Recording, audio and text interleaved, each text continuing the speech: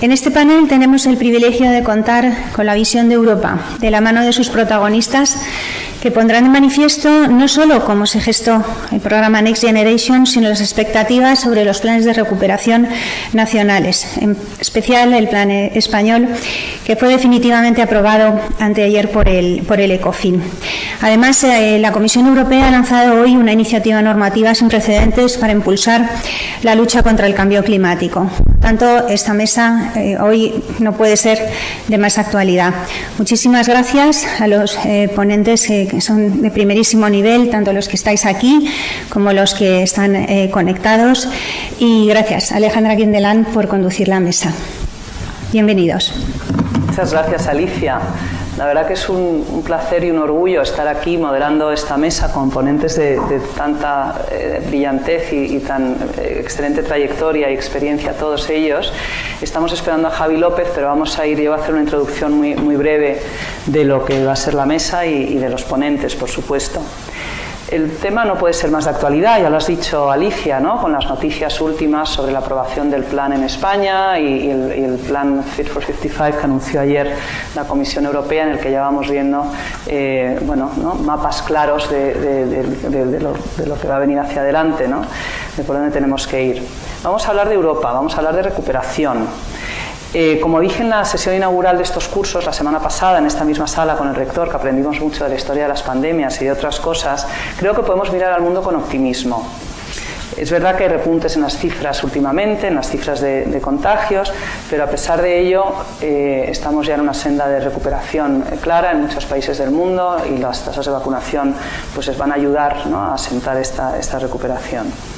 Yo creo que hoy me gustaría centrar el debate, y es en lo que hemos quedado también con nuestros ponentes, en la oportunidad única que tenemos que aprovechar para asentar esta recuperación, pero sobre todo para transformar a nuestra economía y a nuestra sociedad, para salir reforzados de esta crisis. Veníamos hablando, por ejemplo, cómo las pandemias al final han sido excusas a lo largo de la historia, según aprendimos aquí la semana pasada, para innovar, incluso para competir entre unos grupos de científicos y otros y sacar lo mejor de nosotros mismos para, en fin, mejorar las cosas y salir adelante. Y estamos seguros de que eso va a ser así esta vez también. Voy a presentar muy brevemente a nuestros ponentes invitados. Empiezo por Daniel Calleja, que está conectado desde Bruselas. Es director general del Servicio Legal de la Comisión Europea.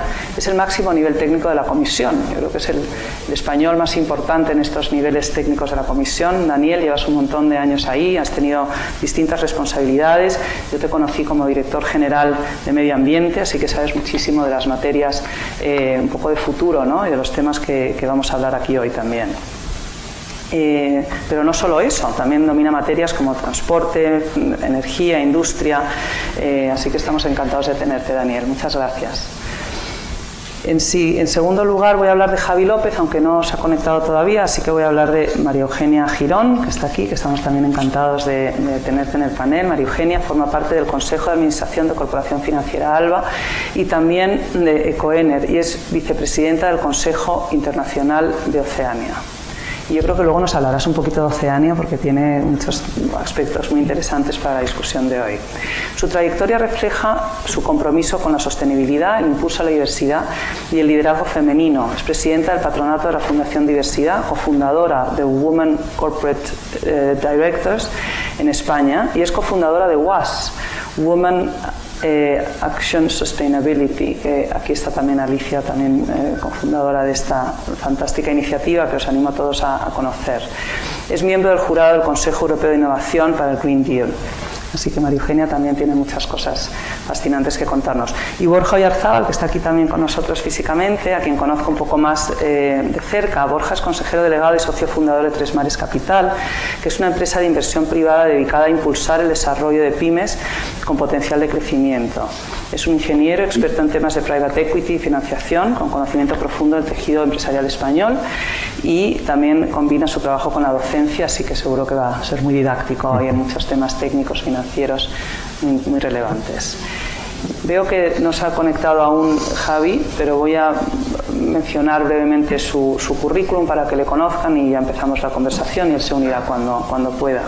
porque nos dicen que están saliendo de la Comisión de Exteriores del Parlamento Europeo y están tratando el tema de Cuba, así que me imagino que será una discusión intensa hoy para Javi López. Javi es eurodiputado y miembro del Grupo Socialista en el Parlamento Europeo desde 2014. Es copresidente de la Asamblea Parlamentaria Euro-Latinoamericana, Eurolat, titular en la Comisión de Medio Ambiente, Salud Pública y Seguridad Alimentaria, así como de la Subcomisión de Seguridad y Defensa. De ahí su compromiso con el fomento de las relaciones entre Latinoamérica y Europa y también con el Pacto Verde Europeo. Bueno, si os parece, aunque como digo no se ha incorporado aún Javi, yo creo que vamos a empezar con nuestro debate. Y vamos, yo creo que a estructurar la conversación en torno a dos temas para empezar y luego ya vamos especializándonos en las distintas áreas que tiene cada uno. Yo, si os parece, para empezar, lanzaría una pregunta que creo que es relevante, ¿no? Que es cómo vemos a Europa en esta salida de la crisis, cómo vemos, si la vemos reforzada, cómo vemos su liderazgo, cómo la vemos en su integración interna y en su liderazgo exterior. Y si te parece, Daniel, empezamos contigo, si quieres hacernos algunos comentarios sobre este tema.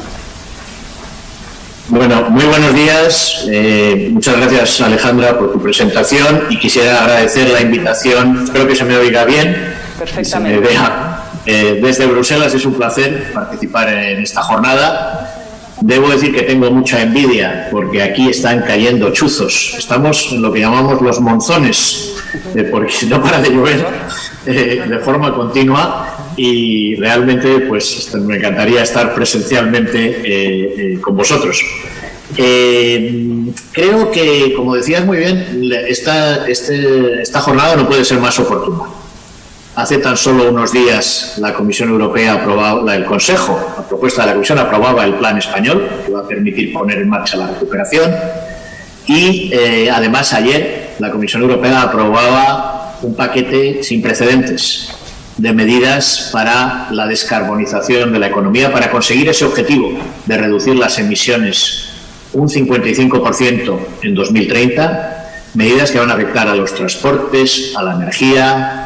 Se van a revisar los objetivos de las energías renovables, se va a extender el comercio de emisiones, se crea un fondo social, un paquete de medidas reglamentarias, de instrumentos económicos sin precedentes. ¿Cuál es la situación de Europa? Respondiendo directamente a tu pregunta en estos momentos, yo creo que nunca ha habido más Europa que la que hay en estos momentos. Y voy a explicar por qué. Durante muchos años Europa era el mercado interior. Luego se creó el euro, la ampliación, pero yo creo que hay una narrativa nueva del proyecto europeo. Y esta narrativa nueva del proyecto europeo ha sido el resultado de las crisis, de las situaciones que estamos viviendo. Jean Monnet decía que Europa se hará a base de crisis y que Europa será la suma de las soluciones a esas crisis. Pues yo creo que lo estamos viviendo ahora. Hay un gran esfuerzo en el plano sanitario. Desde que se produjo la pandemia, Europa ha puesto en marcha una estrategia sin precedentes. Toda la vacunación, la compra conjunta, reforzar los poderes de la Agencia Europea del Medicamento, el certificado COVID, que se ha aprobado en 2 meses por todas las instituciones para facilitar la libre circulación de todos los europeos. Hace poco más de un año, cuando estalló la pandemia, Europa se le pidió que negociara, que identificara cuáles eran las empresas que podían desarrollar la vacuna. Y negociamos con 6 y de las 6, 5 han conseguido la vacuna, y adquirimos miles de millones de dosis que son las que están permitiendo vacunar a los europeos. Y todo esto sin una base jurídica clara en el tratado, porque en materia de salud las competencias son muy limitadas. De manera que creo que la respuesta a la pandemia ha mostrado una gran cohesión y una gran solidaridad. Pero yendo más allá del desafío sanitario, el gran desafío que tenemos ahora es el desafío económico y social. Y aquí, de nuevo, yo diría que hemos asistido a algunos desarrollos que eran también muy difíciles de prever si no hubiera habido esta situación de crisis. Y voy a dar 3 ejemplos. Primero, se han multiplicado los fondos europeos. Tenemos no solamente el presupuesto europeo del año 2021 a 2027, el Next Generation EU en los próximos años, más de 1,100.000 millones de euros para reforzar los fondos regionales, los programas de investigación, la política agrícola, pero se aprobó también en un tiempo récord una iniciativa sin precedentes que es el Fondo de Recuperación Next Generation EU, 750.000 millones de euros de inversión para salir de la crisis, más todo la aportación que ha hecho el Banco Central Europeo para sostener la financiación, el programa SURE, que ha permitido apoyar los expedientes temporales de regulación de empleo con la garantía europea, y también el apoyo del Banco Europeo de Inversiones a las pymes. Creo que desde ese punto de vista hemos puesto en marcha unos instrumentos y unos mecanismos que hasta en ningún momento se habían hecho. Segundo ejemplo que voy a dar, la Unión Europea está por primera vez yendo a los mercados y emitiendo obligaciones con cargo al presupuesto europeo para poder financiar todo ese inmenso programa de recuperación. Esto hace que algunos comentaristas hablen de un momento Hamilton de la Unión Europea, cuando Alexander Hamilton creó la Reserva Federal y mutualizó la deuda de los estados, en aquel momento asociados de los Estados Unidos. Para muchos empezó el momento de federalización de los Estados Unidos. Bueno, no sé si es exactamente lo mismo, pero sí estamos en un mensaje de integración y de reforzamiento desde ese punto de vista también de la integración europea, desde el punto de vista financiero y presupuestario. Y se ha hecho en poco más de un año, porque estamos hablando de medidas que están ya en marcha. La Comisión ya ha hecho emisiones de deuda por 35.000 millones de euros, con un éxito en los mercados extraordinario. Tenemos más de 10 veces peticiones de demanda de suscripción que lo que estamos poniendo sobre el mercado. De manera que en este punto de vista también, por primera vez, emisión de deuda conjunta es un momento importante. Y el tercero, y voy un poco a lo que decía Alejandra, hay también un proyecto común de futuro. Y ese proyecto común de futuro es un proyecto de transformación. Y ese proyecto de transformación se basa en los grandes desafíos que tenemos ante nosotros. Y para ello lo que se ha puesto lo que la presidenta von der Leyen ha puesto en marcha es el Pacto Verde Europeo, descarbonizar la economía, que Europa sea la primera región del mundo que tenga neutralidad climática en las emisiones de aquí al año 2050 y para el año 2030 un 55%, con todo lo que va a suponer eso en nuestra hoja de ruta aprobada ayer, en los transportes, en la energía, en las renovables, con la dimensión social, con todas las medidas que se pusieron o que se han propuesto y que habrá que negociar en los próximos años.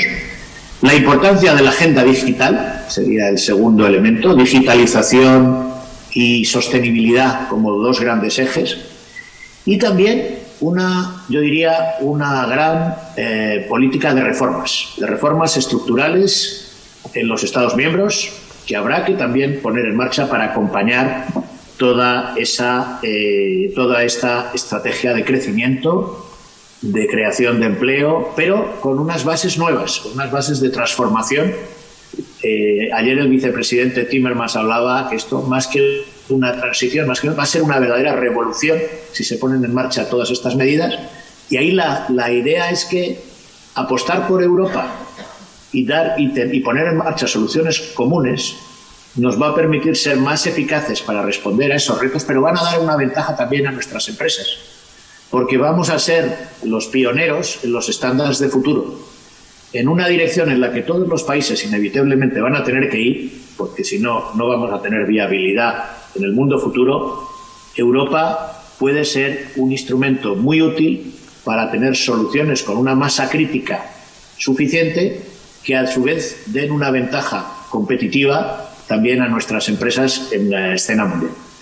Yo lo dejaría ahí para empezar, porque estoy seguro que habrá muchísimos otros comentarios, pero mi mensaje es que yo creo que en estos momentos hay una oportunidad y hay una visión de mayor liderazgo europeo que se está poniendo de manifiesto en algunas de las áreas que comentaba. Muchas gracias, Daniel. La verdad que queda clarísimo el mensaje y tu energía y empuje seguro que va a ser determinante para que se logre todo esto. Qué gozada. Veo que se ha conectado ya Javier López. ¿Qué tal, Javi? Buenos días. Hemos empezado un poco, que no sé si estabas ya conectado o no, pero te hemos hecho una pequeña introducción, o sea que ya todo el mundo sabe tu brillante trayectoria y los temas tan interesantes en los que estás involucrado en el Parlamento. Y no sé si, yo creo que has escuchado entonces la primera pregunta, ¿no? Que es un poco en general, ¿cómo ves Europa en esta salida de la crisis? No sé si hay algo que tú quieras contar, añadir a lo que ha dicho Daniel. Bueno, muchísimas gracias. En primer lugar, muchas gracias por la invitación. Es un placer poder participar en esta mesa y también compartir reflexiones con Daniel, con el Calleja, ¿no? Que es una referencia aquí en Bruselas.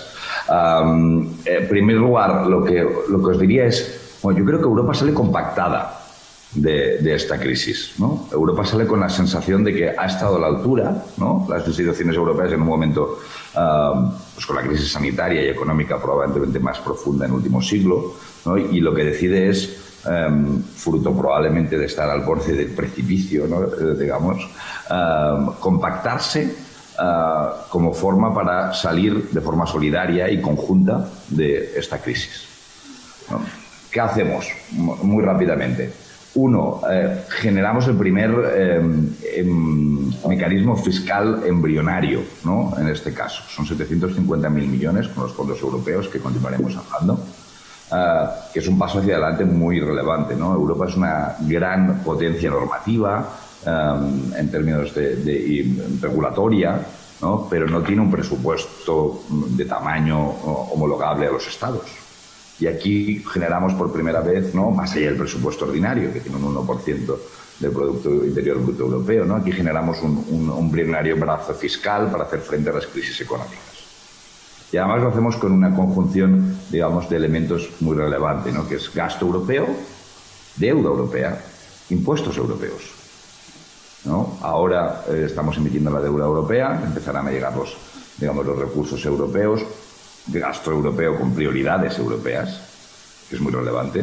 Se ha hecho mención la agenda verde, la digitalización, la modernización de nuestra economía, las necesarias reformas, y además no dinero a cambio de reformas, sino dinero para hacer reformas, que es diferente. Y además con unas prioridades y un control europeo, como debe ser, dinero europeo, control europeo, que me parece, digamos, absolutamente acertado, ¿no? Y luego además tendrá la pata de los impuestos europeos. Eso es una realidad, porque para retornar este dinero que estaremos retornando hasta casi 2060, hay que decirlo, a los mercados, lo haremos mediante impuestos europeos y no contribuciones nacionales. Recursos propios, ¿no? Que se dice en la jerga comunitaria. Así que yo creo que es un círculo, digamos, virtuoso, ¿no? La necesidad del gasto europeo nos llevará a generar esa deuda europea y al final, para pagarlo, al final de esta década, crearemos estos nuevos recursos e instrumentos financieros netamente europeos, ¿no? Así que nos compactamos, yo creo que políticamente, para salir de esta crisis, ¿no? Además, con una lógica de aprender algunas de las lecciones de la última década, ¿no? De la necesidad de compactarse, fruto de también tener un panorama internacional ciertamente hostil, competitivo, es una realidad, ¿no? Y de haber también vivido el trauma de un Estado miembro saliendo de la Unión Europea durante la última década, ¿no? Y yo creo que la conjunción de estos elementos hace que Europa salga reforzada y dé un paso hacia adelante netamente, ¿no? Durante este último año, y haya sido también una herramienta útil en procesos como la vacunación, ¿no? La compra y distribución de las vacunas, que hacía referencia también Daniel Calleja, ¿no? Así que Europa lo que intenta es empujarse hacia el futuro, básicamente, ¿no? Canalizar cambios, ¿no? Yo muy rápidamente, antes ha hecho referencia también, ¿no? A la agenda verde y a este proceso de descarbonización en el que nos vamos a introducir. Yo creo que Europa va a intentar utilizar los recursos que ahora son necesarios, volcar para reactivar la economía post-pandemia, para la agenda que ya tenía, ¿no? Y probablemente acelerar la agenda que ya tenía, que ya sabíamos que teníamos, ¿no? Pues tener industria estratégica, que hemos visto además con las cadenas de valor internacional, que son más vulnerables de lo que pensábamos, con lo que ganamos en autonomía desde esta lógica.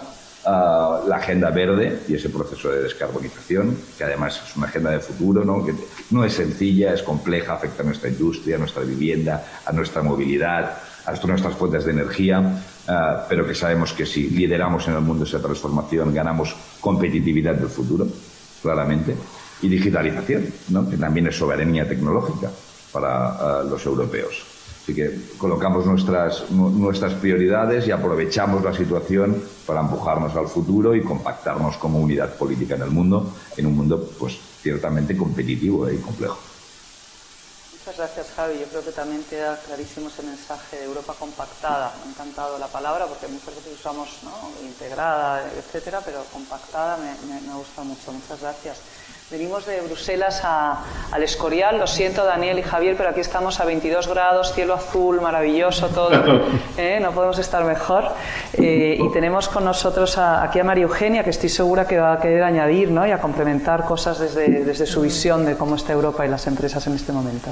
Gracias, Alejandra. Antes de hacerlo quiero dar las gracias al Santander por la invitación y la enhorabuena por este programa tan oportuno, y da gusto venir a la universidad, que la universidad sea centro de reflexión y de compartir ideas. O sea que estoy encantada, y además de estar con estos ponentes, que la exposición previa que han hecho es tan exhaustiva que es difícil añadir algo, pero voy a intentar aportar algún matiz diferencial. Decía Daniel, es más Europa que nunca, yo diría es más liderazgo que nunca, y realmente es un momento para sentirse orgulloso de ser europeo.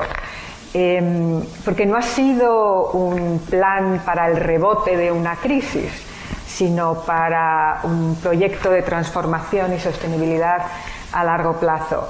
Y habéis mencionado, Daniel y Javier, los elementos claves, ¿no? La mutualización de la deuda, los planes Next Generation, el Fit for 55, el paquete regulatorio. Next Generation solamente pondría énfasis en este nombre, que ya me parece muy revelador, ¿no? Estamos hablando de algo para la siguiente generación. Y destacar la magnitud, los números, ¿no? Las ayudas que va a recibir España de este programa de 140.000 millones, creo, y Daniel, si no me corriges, que supone lo que ha recibido España de fondos estructurales desde su incorporación. O sea, es una magnitud enorme que nos va a permitir realmente dar un salto cualitativo. Luego, la parte cualitativa de los fondos está vinculado a reformas de educación, reformas de administración, reformas laborales, y eso y luego está enfocado digitalización, sostenibilidad, con lo cual la calidad del empuje es enorme. Y el último elemento que añadiría es la temporalidad. Se van a aportar 3 años, ¿no? Va a ser explosivo. Y con eso es el impulso para la siguiente generación. Además de esto, algunos programas de los que vamos a hablar luego seguro sobre innovación, que se han vuelto a relanzar, los programas de Horizonte Europa, porque aquí el papel de la innovación como solución va a ser fundamental, luego lo retomamos. Muchas gracias, María Eugenia.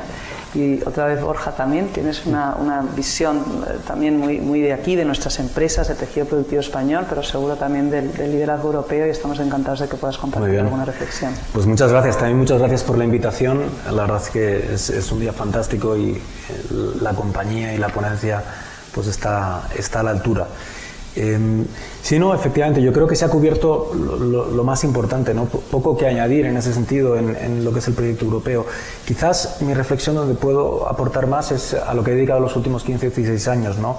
Y es que es a la pyme española, ¿no? Yo creo que tenemos que pensar que en este momento venimos de una crisis que ha originado toda esta tendencia y todo este europeísmo que yo creo que genera una oportunidad histórica, y tenemos que vivirla todos los actores, tanto públicos como privados, como ese reto que tenemos que tener para solucionar un problema, ¿no? que en este país tenemos, y es evidente, y es una pyme muy fragmentada, muy pequeña, que sufre ante las crisis, ¿no?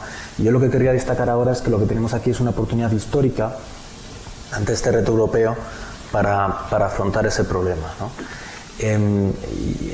Hay varias estadísticas que luego hablaremos con más detalle, yo creo que merece la pena, ¿no? Pero podemos hablar, por ejemplo, de ese tejido de pymes que tenemos en Europa en la comparativa con el Mittelstand alemán, ¿no? Hay cerca de 2.500 empresas que desde pymes han llegado a liderar su nicho a nivel internacional, ¿no? De esas 2.500, Alemania tiene más de 1.000, España tiene 11, Italia tiene 76, ¿no? Yo creo que afrontamos el reto de esa compactación no solo a nivel europeo, de mutualización, a nivel político, pero también debemos afrontarlo a nivel de convergencia empresarial y reto de nuestras pymes y conseguir una oportunidad histórica, precisamente como decía María Eugenia, para la siguiente generación, ¿no?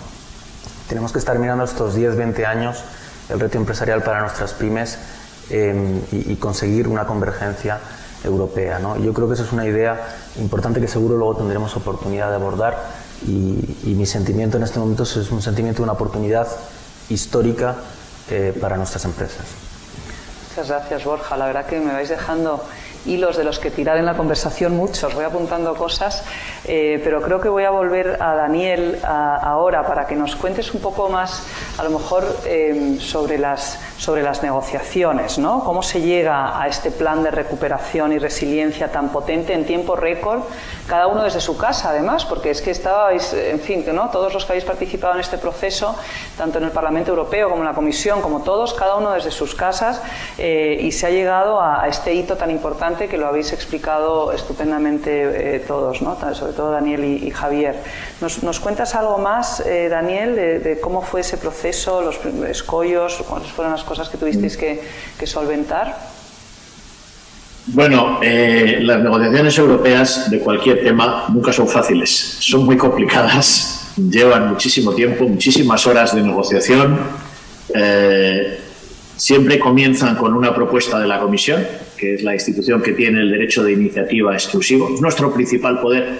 El día que la Comisión no tenga el derecho de iniciativa, pues no, el sistema europeo se verá muy afectado, porque gracias a ese derecho de iniciativa pues permitimos que haya un actor que ponga un documento sobre la mesa y los países, los Estados miembros y luego con el Parlamento, que cada vez tiene también un mayor papel y también la Comisión se compromete a aceptar y a seguir sus iniciativas, pues se genera la discusión. La Comisión presentó sus propuestas en mayo del 2020. Cuando nos damos cuenta, las propuestas eran solamente propuestas. Y a partir de ahí se produce una discusión. Hay un elemento bastante interesante, que es un poco de fortuna, y es que el presupuesto europeo estaba bloqueado. Y entonces, ante la situación de gravedad de la crisis, con el deterioro de la situación, eso genera una convicción de que había que tomar unas decisiones de gran calado. Y todo ello se lleva a un Consejo Europeo que fue histórico, que es el más largo de la historia de la Unión Europea, que fue el Consejo Europeo del 17 al 21 de julio del 2020. Y ese Consejo Europeo fue presencial. Hemos tenido muchos consejos europeos. Bueno, las instituciones, desde marzo del 2020 se ha trabajado por vía telemática con algunas evoluciones, pero ese Consejo Europeo, aprovechando que remitía la pandemia en ese momento y que había unas mejores condiciones, pues se celebra en Bruselas, dura 4 días y ahí se llega al acuerdo político esencial que había luego que poner en marcha a través de la aprobación de las decisiones. Y ahí fue fundamental la discusión no solo con los Estados, sino con el Parlamento Europeo. Esas negociaciones con el Parlamento Europeo se cristalizan en diciembre del 2020 y a partir de ahí pues lo que se ha hecho es toda la puesta en marcha técnica, la ratificación por los parlamentos nacionales de la decisión de recursos propios, la puesta en marcha de los fondos, toda esta cuestión técnica que es muy importante. Pero había 4 temas que eran los más importantes en esta negociación. La primera era el principio. Existía la voluntad política, vista la situación, de hacer una apuesta por un instrumento nuevo de inversión de una gran magnitud que pudiera ser el motor para salir de la crisis. En segundo lugar, la cuantía y el contenido. Y, lógicamente, aquí las posiciones entre los países. Europa es diversa, Europa es plural. Hay países que son contribuyentes netos, otros que son receptores. unos que estaban sufriendo con mayor intensidad los embates de la crisis, pero ahí hubo un acuerdo político general que permitió, sobre la base también de un impulso franco-alemán, que llegaron a la convicción de que había que ir en esa dirección y de esa forma, apoyados por toda una serie de países que estaban viviendo intensamente esa situación. Quiero destacar el papel de España, de Italia, los países de Benelux, los países del este, los nórdicos. Ahí hay un acuerdo consensual, porque estas decisiones tenían que tomarse por consenso, y también hay un momento muy importante donde se justifica y se da el acuerdo a esta operación de endeudamiento, que no era una operación fácil porque no existía, hasta ahora nunca se había hecho una operación de esta magnitud, y de hecho no hemos podido salir a los mercados hasta el mes de mayo. Una vez se ratificó por los 27 parlamentos nacionales la decisión de que se ha hecho también en un tiempo récord. Cuando uno ve los tiempos de decisión y ve que todo esto empieza en mayo del 2020, nos damos cuenta que en 14 meses se han hecho unos avances importantísimos. ¿Cuál fue el tema más delicado? Era la toma de decisiones. ¿Cómo asegurar que esos fondos iban a ser debidamente controlados? Y ahí el mecanismo es que la Comisión, los países someten unos planes, la Comisión los evalúa en base a esos criterios, y esos criterios son los que hemos venido hablando: la sostenibilidad ecológica, la agenda digital, la resiliencia, las reformas. Esos planes son sometidos al Consejo, el Consejo de Ministros acaba de aprobarlo, y hay una serie de países que dicen: nosotros queremos controlar el desembolso de esos planes para estar seguros de que se van a hacer las reformas. Y ahí lo que se negocia es un mecanismo de emergencia, en virtud del cual, antes de proceder a un pago, los pagos se van efectuando según se van alcanzando los objetivos. Cualquier país puede evocar esto al Consejo Europeo, y el Consejo Europeo puede deliberar, y una vez el Consejo Europeo ha deliberado, la Comisión puede proceder al pago. El final ese mecanismo de emergencia fue decisivo para que tuviéramos el acuerdo de todos los países, porque los llamados países frugales no querían dar su visto bueno si no había garantías de que la ejecución de esos fondos iba a procederse de forma correcta y con todas sus garantías. Y diría que también fue importantísimo aquí, estoy seguro que Javi lo comentará, la intervención del Parlamento Europeo y cómo asegurarse de que el Parlamento Europeo tiene también una posición para poder intervenir, y el Parlamento Europeo modificó el contenido y la financiación de esos planes. Un gran acuerdo que sobre todo se basa en un elemento, es que había la voluntad política ante la gravedad de la situación, de ir en esa dirección. Cuando existe la voluntad política, pues a nivel técnico se buscan soluciones. Si hay muchas soluciones sobre la mesa pero no hay voluntad política, pues es muy difícil avanzar. Entonces, sobre la base de todos esos elementos y en un tiempo récord, pues consiguió poner en marcha esta iniciativa. La verdad que sí, que ha sido espectacular, conociendo los tiempos bruselienses, como los conozco yo también por mi trabajo en el banco, ha sido espectacular lo que se ha conseguido en tan poco tiempo y con mucho trabajo de mucha gente. Muchas gracias, Daniel. Es interesantísimo conocer, ¿no?, esos pilares de la fundación de este hito europeo. Y Javier seguro que nos puede dar la visión del Parlamento, como tú has dicho, ¿no?, que ha jugado un papel fundamental en todo esto, como siempre, el Parlamento. Y también, Javier, te quería preguntar una cosa muy concreta, que, en fin, es verdad que inicialmente el reglamento favorece los proyectos paneuropeos, pero que luego los fondos se han distribuido a nivel nacional, ¿no? No sé cómo piensas tú que se pueden aprovechar luego los fondos para instrumentar una visión europea común y a lo mejor pues proyectos más paneuropeos, ¿no? Ahora estamos construyendo desde los países, ¿no?, con los fondos. En fin, me encantaría conocer tu visión también sobre eso y sobre todo el proceso que ha comentado Daniel y el papel del Parlamento. Gracias. Muchísimas gracias. No, pues yo creo que se ha explicado bien la negociación, ¿no? Bueno, como cualquier decisión política, ¿no?, siempre es una mezcla entre virtud y fortuna, ¿no? O oportunidad y voluntad, digamos, ¿no?, para no utilizar los términos de Maquiavelo, pero oportunidad y voluntad. Y es lo que hubo, sinceramente, ¿no? Se abrió una ventana de oportunidad que abrió la pandemia y se construyeron las voluntades suficientes, encajaron, ¿no? Yo dos cosas que yo creo que han sido novedosas o irrelevantes también en el proceso de negociación, de la que también podemos extraer algunas lecciones, yo diría también como país en el futuro, es, uno, ha sido muy relevante que Alemania básicamente cambió de posición, ¿no? O sea, Alemania pisa todas sus líneas rojas, ¿no?, puestas durante la última década para hacer lo que se ha hecho en Europa. Y yo creo que contribuye mucho a que las cambie esa posición, ¿no?, la estrategia de persuasión de Macron y de Francia, ¿no?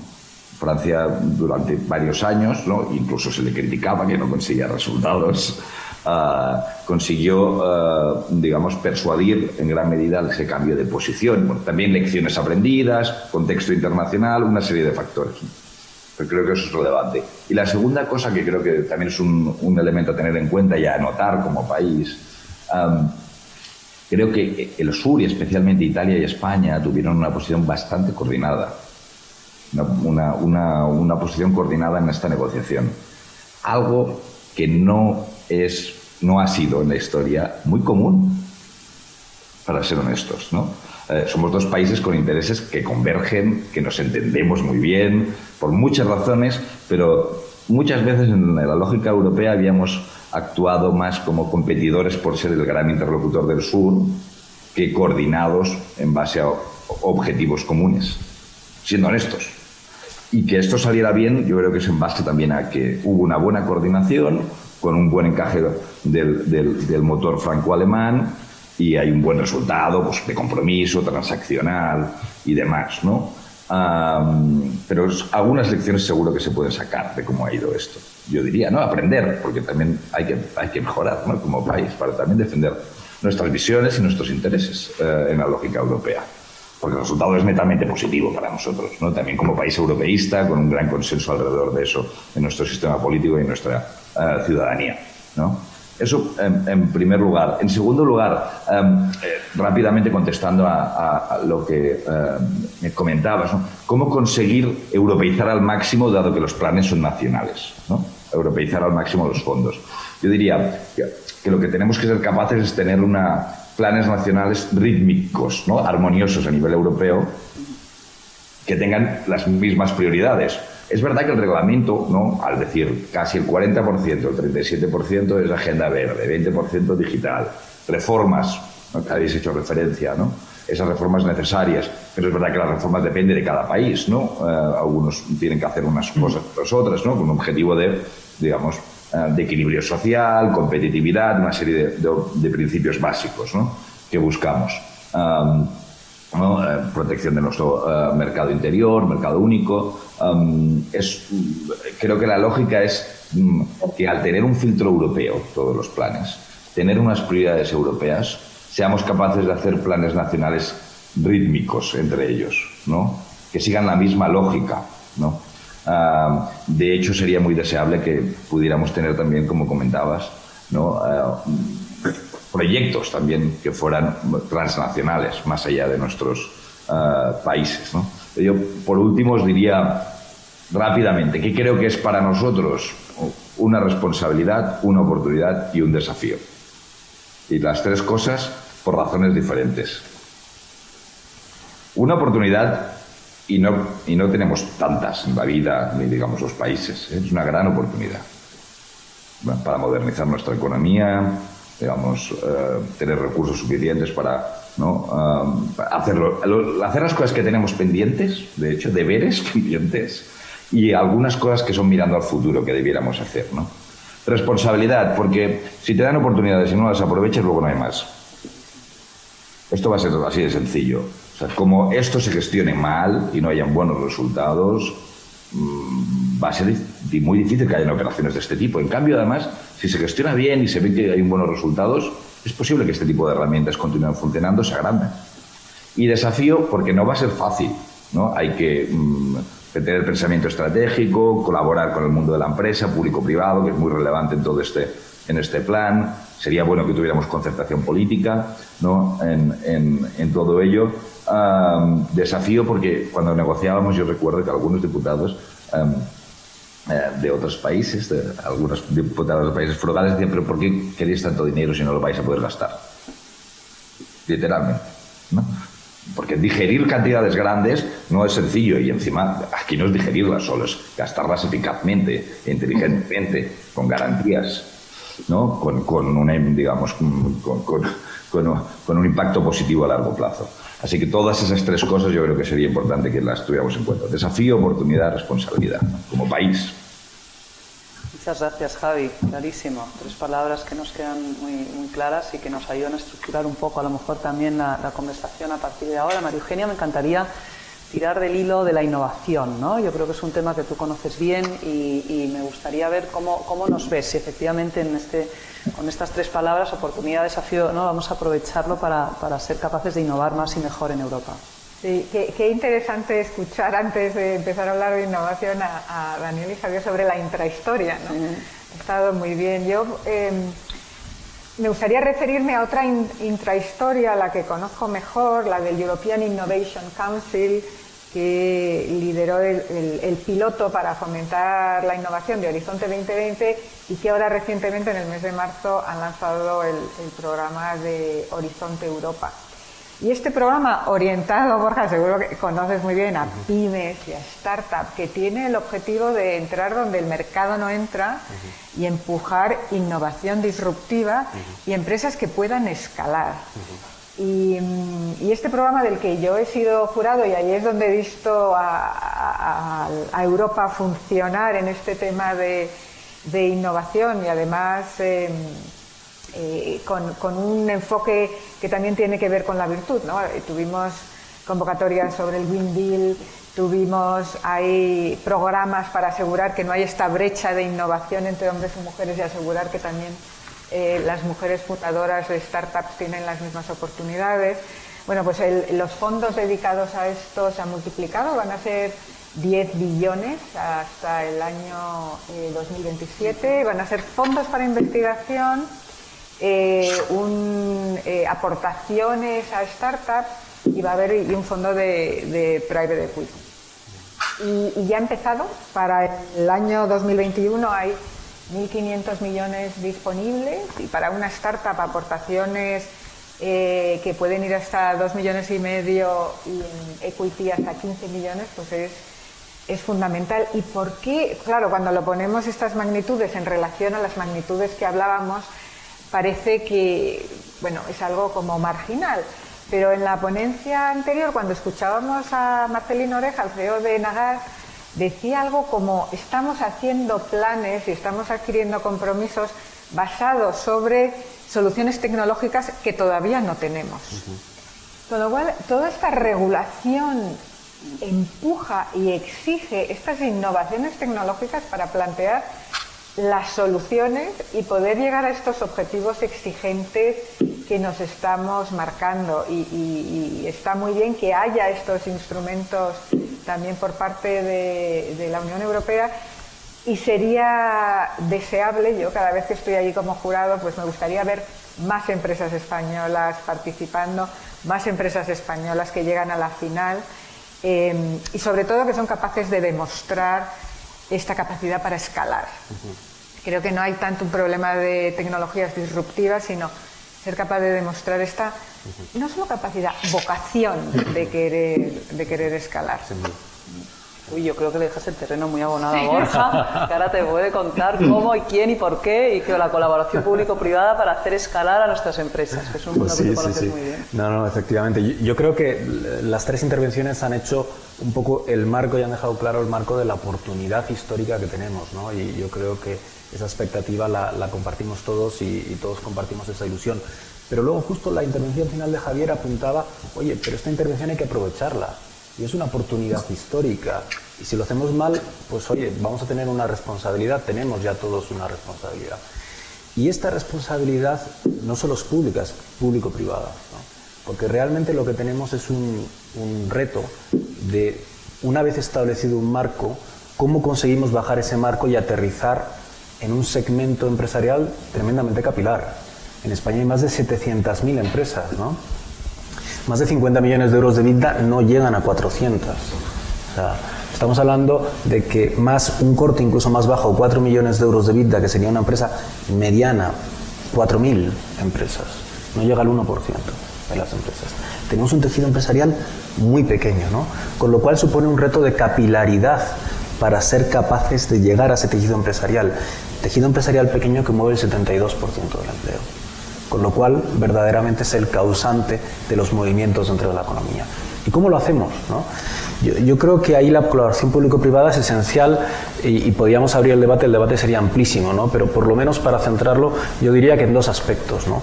En ser ese canal que es capaz de llegar a la capilaridad y luego en hacer un efecto multiplicador, ¿no? Sin ese efecto multiplicador, pues nuestro impacto será mucho más limitado. Tengo 2 minutos en cada uno de ellos, ¿no? En este efecto canal, lo que tenemos que hacer es conseguir llegar a esa pyme y que participe activamente y que genere valor en sus respectivas empresas, ¿no? Hay un dato que históricamente solo el 9% de las empresas han pedido recurrentemente ayudas europeas, ¿no? Y cuando se hace ese análisis se ve que el 80% de ellas son las mismas, es decir, son recurrentes, es decir, que hay gente que ha aprendido, pero el grueso de la economía no participa. Y ahí tenemos un reto de educación, ¿no? Yo creo que las grandes empresas tienen esa labor de intentar educar a las pequeñas empresas, colaborar con las pequeñas empresas para que esas ayudas las utilice todo el mundo, ¿no? Si no conseguimos que sean homogéneas, va a ser muy difícil que tengan un impacto relevante en la economía. Ese es el impacto de canal. Y quería dedicarle un minuto al efecto apalancamiento, ¿no? Yo creo que sin la colaboración público-privada va a ser muy difícil conseguir que el dinero público tenga un efecto multiplicador, porque evidentemente es la institución privada el que tiene que apalancar ese dinero para conseguir que ese dinero sea mayor, ¿no? Yo ahí haría una reflexión de 2 minutos distinguiendo esencialmente 2 tipos de intervenciones. Las intervenciones pueden ser en deuda, donde países, por ejemplo, como España, tremendamente bancarizados, ¿no? El 70% del crédito de este país está bancarizado, pues tiene una cierta facilidad para intervenciones de deuda y conseguir un efecto de apalancamiento, ¿no? Hemos oído grandes intervenciones como los ICOs, sin ir más lejos, donde el protagonismo del sector bancario español ha sido formidable, indiscutible, y ha permitido una intervención que hubiera sido implanteable de ninguna otra manera, ¿no? Sin embargo, y cogiendo una de las ideas que lanzaba María Eugenia, España, lo que tiene ese tejido tan pequeño, tiene un reto de capitalización. Faltan entre 45.000 y 60.000 millones de capital. Y esas intervenciones de subvenciones directas y de apoyo al capital también tienen un reto de canal que es formidable. Y así como tenemos un canal bancario desarrollado, no tenemos un canal de inversión desarrollado. En este país se invierten 8.000 millones de capital, cuando el déficit sería entre 45.000 y 60.000. Vamos a necesitar una gran colaboración público-privada y repensar muchas cosas para poder hacer llegar ese capital y utilizar esta oportunidad histórica. Entonces, bueno, yo diría que efectivamente la colaboración público-privada es esencial. Yo creo que tiene que ser parte de la solución del canal y parte de la solución de conseguir un efecto apalancamiento para nuestras empresas pequeñas, que es donde nos vamos a jugar la economía, y como mínimo, pues yo creo que tenemos una responsabilidad concreta, pues de dar a conocer las empresas a las otras empresas, los programas que existen, de buscar programas de canalización, de apoyo a la consecución de esos proyectos concretos que generen valor, y de hecho de hacer un efecto apalancamiento tanto en financiación como en capital, que yo creo que va a ser el gran reto que vamos a afrontar juntos en los próximos años. Muchas gracias, Borja. La verdad que queda muy claro, ¿no? Los retos y las oportunidades, sobre todo, pero también los retos que supone toda esta distribución de fondos. Yo creo que aquí podéis hacer un buen tándem, un buen match, María Eugenia y Borja, y yo quería volver, a lo mejor, Daniel, a Bruselas. Hemos hablado en las 3 palabras, ¿no? de Javier, responsabilidad, ¿no? Y efectivamente esto es un paquete muy grande de fondos que nos llega a los países y bueno, y tú lo has contado muy bien, Daniel, nos has explicado muy bien cómo también va a haber unos procesos, ¿no? de verificación de la Comisión que, bueno, como tú has dicho, se tomó muy en serio en la negociación. No sé si nos quieres hablar un poquito más de eso, ¿no? De la responsabilidad, de las reformas que vienen también, que son una parte esencial de este paquete, y los procesos que tiene ahora la Comisión para verificar que esos fondos se distribuyen de manera también adecuada, ¿no? Y en los momentos precisos. Bueno, quisiera comenzar diciendo que las 3 palabras que ha utilizado Javier, responsabilidad, desafío, oportunidad, las suscribo plenamente porque es verdaderamente el resumen perfecto de lo que hay detrás de este gran programa, Estamos hablando del programa de recuperación más importante a nivel mundial para garantizar la salida de la crisis. Ninguna otra región del mundo se ha dotado con medios de este nivel, no solamente por su cuantía, sino también por el nivel de ambición cualitativa, por el mensaje de estímulo de la inversión y luego por el contenido de lo que la Comisión va a exigir que los que figuren esos planes de acuerdo con el reglamento que han aprobado los Estados y el Parlamento Europeo. Entonces hemos hablado de esos tres pilares: transición económica, ecológica y digital, reforzar la cohesión y las reformas, y la Comisión tiene que evaluar, una vez los planes se han sometido, si esos criterios se cumplen o no. Si el plan responde a las recomendaciones del semestre europeo, semestralmente hacemos unas recomendaciones a los países de reformas que tienen que poner en marcha: las finanzas públicas, la administración, la educación, la reforma fiscal. Si el plan contribuye al crecimiento económico y al empleo, y si hay esos objetivos cuantitativos que se han puesto sobre la mesa. Un 37% de las inversiones tienen que ir a la transición verde y un 20% a la agenda digital. España va a destinar un 40% de su plan a la transición ecológica y va a destinar un 28% del total a la agenda digital. De manera que los criterios en ese punto se han incluso sobrepasado. Luego hay un último punto que es muy importante, que es la importancia de los controles y de la buena gestión. ¿Cómo va a funcionar? Pues en dos palabras, la Comisión va a verificar que lo que llamamos en inglés targets and milestones, esos objetivos, esos hitos, se van cumpliendo tanto en las inversiones como en las reformas, y a medida que se van cumpliendo, el Estado va a ir solicitando los pagos, y una vez el Estado demuestre que ha puesto en marcha esas medidas, que se ha puesto en marcha la reforma prevista en el plan, que se ha puesto en marcha el proyecto previsto, que se están dando los pasos acordados, en ese punto la Comisión, una vez lo verifica, pues procederá a proponer el desembolso. Es decir, es un sistema de diálogo con los países. También se van a verificar los mecanismos de control y de seguimiento, y yo creo que en el fondo lo que hay es un diálogo entre las autoridades de cada país, verificado por la Comisión, y sobre la base de eso se va procediendo al desembolso. El plazo hay que hacerlo en los 2 próximos años, aunque el plazo límite para los pagos es el 31 de diciembre del 2026. El Parlamento Europeo también va a jugar un papel muy importante porque va a controlar todo el proceso y la Comisión tiene que informarle regularmente. Y estamos hablando de planes muy complejos. En el caso español hay más de 102 reformas, 110 inversiones. Todo eso va a exigir un seguimiento técnico a nivel de los expertos, y sobre esa base, pues yo creo que se podrá poner en marcha de forma progresiva todas estas medidas. Yo creo que dentro de la complejidad el sistema es relativamente simple, pero claro, hay que ejecutarlo con rigor, y de ahí el elemento de responsabilidad, que es tan importante. Y luego en el diseño es muy importante, claro, que las decisiones que se han tomado sean decisiones de futuro. Cuando la presidenta von der Leyen, y concluiría con esto como anécdota, tenía que decidir qué nombre le ponía a este instrumento, porque la Comisión tenía que hacer la propuesta, pues fue ella la que decidió Next Generation EU. ¿Por qué? Porque todas las reformas, todas las inversiones, todas las medidas están destinadas a las nuevas generaciones. Si nos vamos a endeudar en los próximos 30 años, hagámoslo bien para mejorar las condiciones de vida, la calidad, la prosperidad, ofrecer oportunidades de empleo a las nuevas generaciones. Todo eso es lo que la Comisión va a evaluar a medida que los países vayan comunicando sus procesos. Estamos hablando de 27 países, estamos hablando de planes muy complejos y de un seguimiento que hace unos servicios que se han creado, la Dirección General de Recuperación, con expertos de los distintos servicios que evalúan al detalle cada una de las reformas por cada país. Muchas gracias, Daniel. Como moderadora me acabo de dar cuenta que quedan pocos minutos para que vengan a decirnos que se tiene que acabar el panel y me da una pena porque estamos aquí fascinados.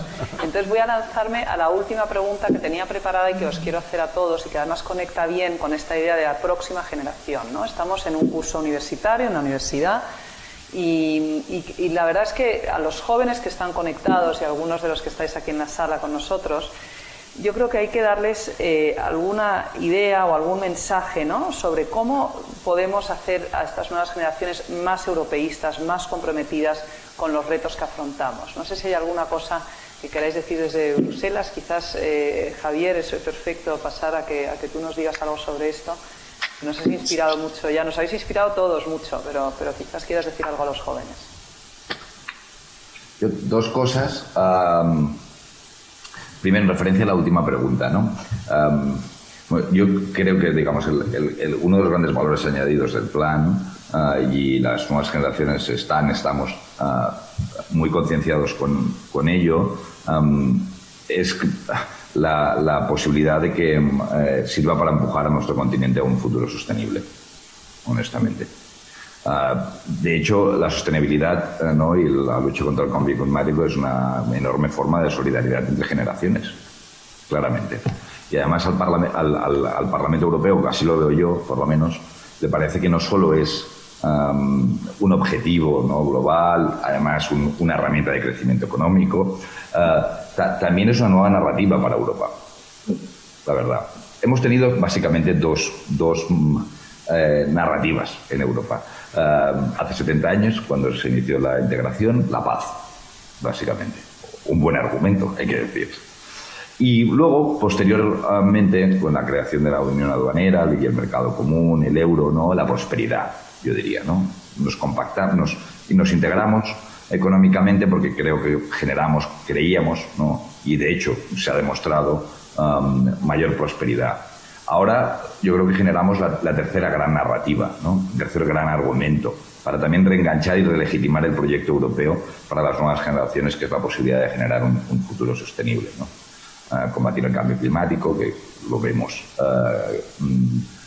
durante las últimas semanas, ¿no?, de temperaturas en la Tierra de forma muy clara, y que puede ser además una enorme disrupción a nuestra forma de vida. Esa es la realidad, ¿no?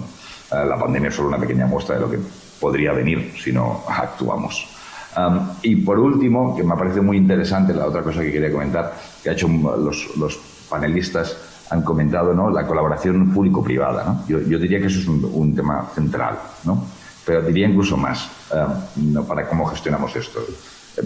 La cuestión central aquí es la colaboración, ¿no?, la cooperación.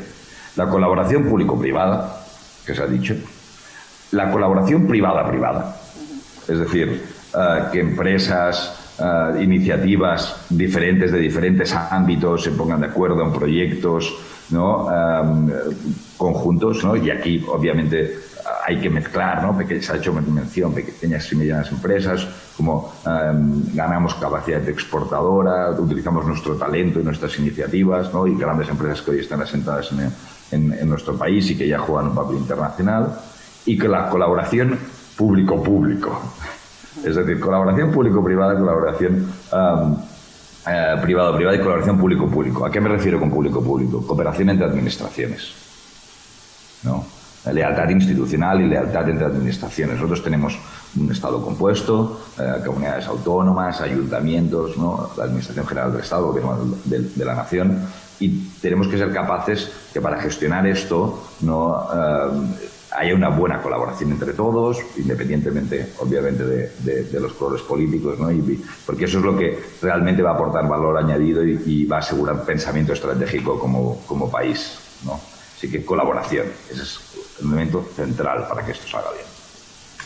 Muchas gracias, Javier. Es un minuto, María Eugenia y Borja. María Eugenia. Pues este mensaje para los jóvenes iría en esa línea de es el momento de sentirse orgullosos de Europa, el primer continente net cero en el 2050. Es el momento también de sentirse esperanzado, porque la sostenibilidad es prosperidad a futuro, y también es el momento de la corresponsabilidad, y esto de unidos en la diversidad sirve para 27 diferentes, para lo público, lo privado, unidos en la diversidad y corresponsables de la diversidad. Bonito, muchas gracias.